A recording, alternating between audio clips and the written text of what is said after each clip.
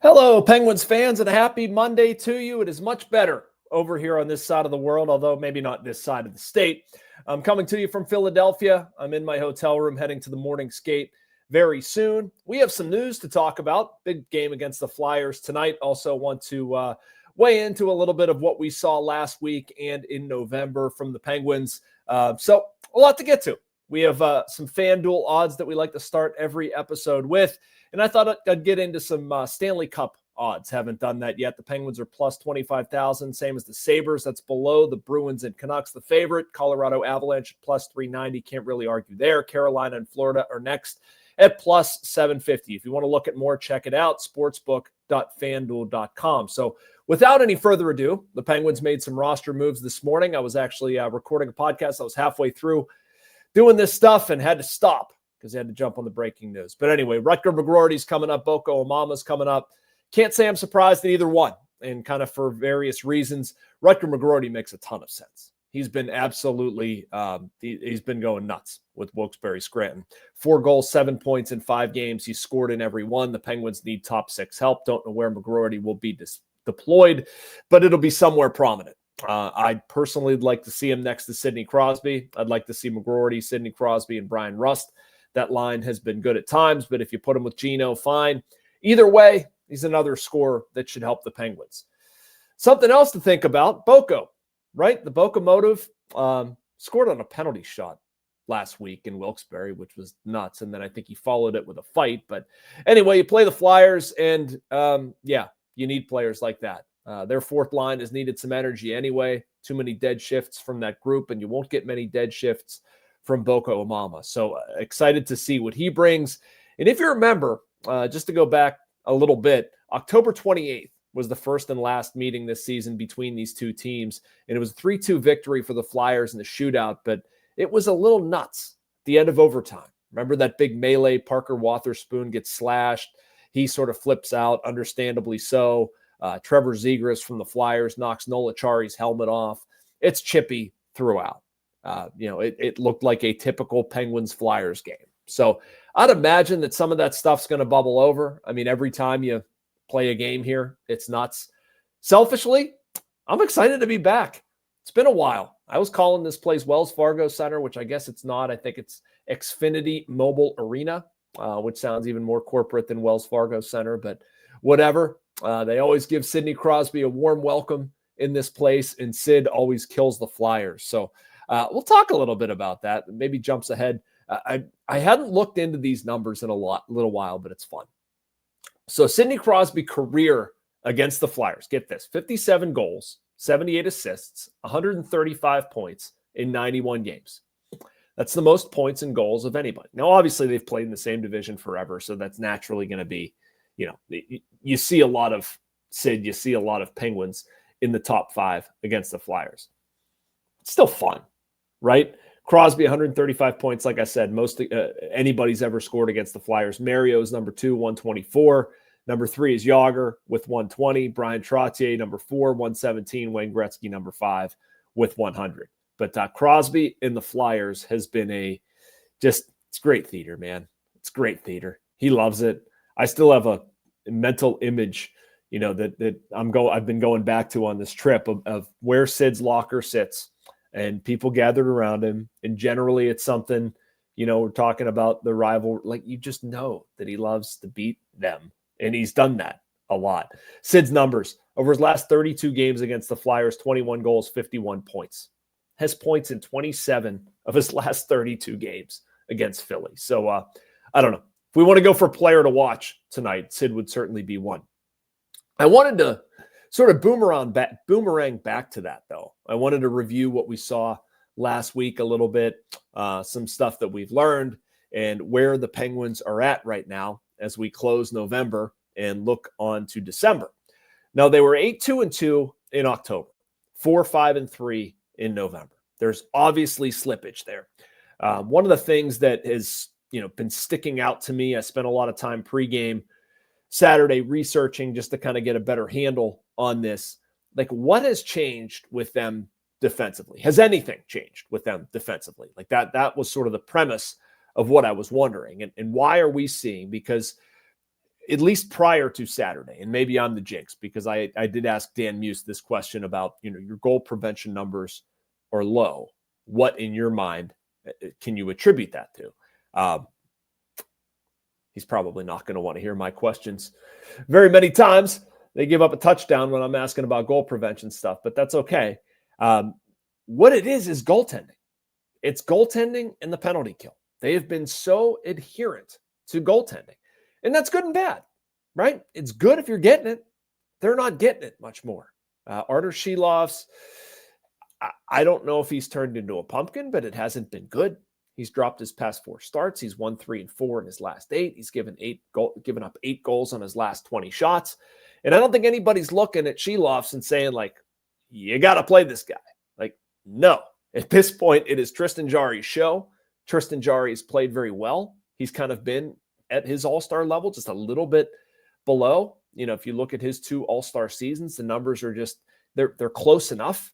You got to run with Jarry as long as you possibly can. But anyway, so the premise of what I was talking about was, is anything functionally different with what the Penguins are allowing defensively? No, there's been some better individual performances, right? Like Parker Wotherspoon's been a good story. Erik Karlsson's been a good story. Ryan Graves has looked better, although he did not look good on Saturday night. Chances allowed, they're basically giving up the same thing. Over the past 3 years, they allowed 28 scoring chances against per 60 minutes of 5-on-5 ice time. That's Natural Stat Trick telling me that. Before Saturday, they were giving up 28.2. It's the same thing. High danger chances. 11.7 over the past 3, 11.8 this year. There's nothing discernibly different in terms of what the Penguins are giving up chance-wise. The difference has been goaltending. 901 save percentage. That's 8th in the NHL. It's very good. It's very good. Not criticizing it at all. It was at 884 last season. That was 28th.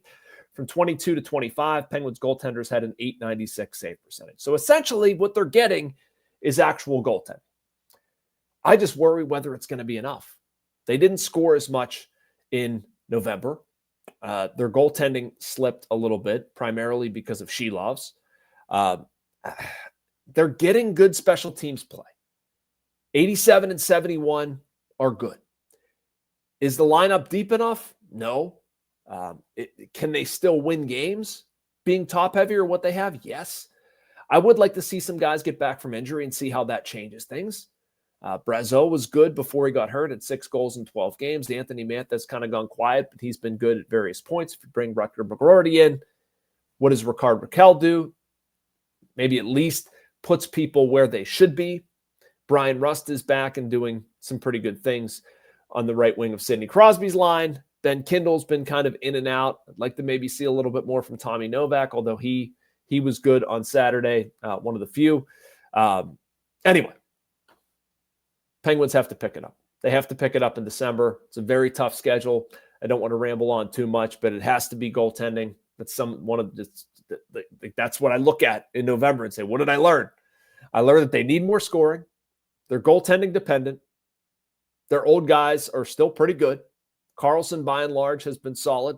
87 and 71 have probably been their best 2 players. Kris Letang, it's still the whole Kris Letang experience.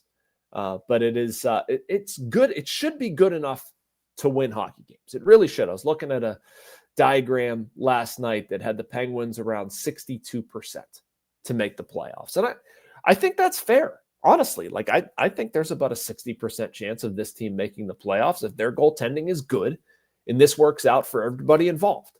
If Tristan Jarry is good, he becomes tradable. That's a smart move to make. We talked about that on Friday's podcast, and I think Kyle Dubas should absolutely do it. Hopefully by that time, Sergei Murashov has gotten a little bit more time, and you bring him up here and you go the rest of the way with him. Even in the meantime, like do you bring back Picard or Skinner, one of the Edmonton goaltenders? Sure, you can do that to get through the season. I'm sure they'd be willing to give that up. And you have a placeholder and you have a guy in the future in Murashov. And are they getting enough with everybody healthy to maybe get into the postseason? Yeah, I think that's entirely possible, and that's what I'm looking for out of them. So, all right, what else do we want to get through? A little bit of a Flyers preview. I think that might be warranted. I think this is going to be an interesting game. We don't need to recap. I'm already 10 minutes in. I was going to talk a little bit about the Toronto game and how weird that was, but I don't know. That doesn't intrigue me as much as this Flyers game does tonight. I think it's going to be fascinating. This is one that I obviously watched from afar, was not on the beat at that time, but it should be pretty physical, right? They always are. They always are. There's always a mess of stuff. If the Penguins didn't think that, they wouldn't call up Boko Imama, although I am happy to see Boko. But just a nutso game. Both teams thought they had it won in overtime. Ends up getting decided in a shootout. Players are disqualified for the shootout. Yeah, we're going to see more funny stuff. By the way, the Flyers can play too. That's another point here. Don't let that get lost in the sauce. Rick Tocchet has done a fantastic job. They're 14-7-3, 31 points. They have the top wildcard spot in the Eastern Conference. They play really well at home. That's pretty typical. 8-3-2 record there, 6-2-2 in their last 10. And Trevor Zegras, I mentioned him earlier, leads the Flyers with 24 points. So we will see. The player to watch I am keeping an eye on is Sidney Crosby, but also Brian Rust. Didn't realize this. Doing some research, and Rust 11 goals, 26 points in 36 games at Philadelphia. So maybe somebody else to keep an eye on. But anyway, the Penguins last week, you saw two really good efforts, and then you saw a dud. We've seen too much of that. If I can say anything about the Penguins to close this podcast, it's that they've been consistently inconsistent. In December, it needs to change. Like, to loop back to the Toronto game, they gave up a ton of I shouldn't say a ton of really good chances. The chances they gave up were too good. And it doesn't matter how much you have the puck if you're giving up the level of chances that they are. So it's just been in now. Anyway, it's a long-winded way of saying that they need to iron out some of the stuff going on in their game. And they've got a very difficult road ahead. I know I'm in Philly right now. I think I go home, then I go to Tampa, then I go to Dallas, then I'm going to stop in Orlando for the winter meetings. But, Tampa, not exactly a slouch. Same with Dallas. So the games are going to come. As Dan Muse said on Saturday night, the Penguins need to tighten up their defensive game. They need to do it tonight against the Flyers. They'll get some reinforcements in Rutger, McGroarty, and Boko and Imama. Thanks for watching and listening to me. You can like and subscribe and get so much more from our Post-Gazette North Shore Drive podcast and YouTube channels. I'll be back here middle of the week to talk about this Flyers game and the rest of the Penguins schedule the rest of the way. Have a good one, everybody.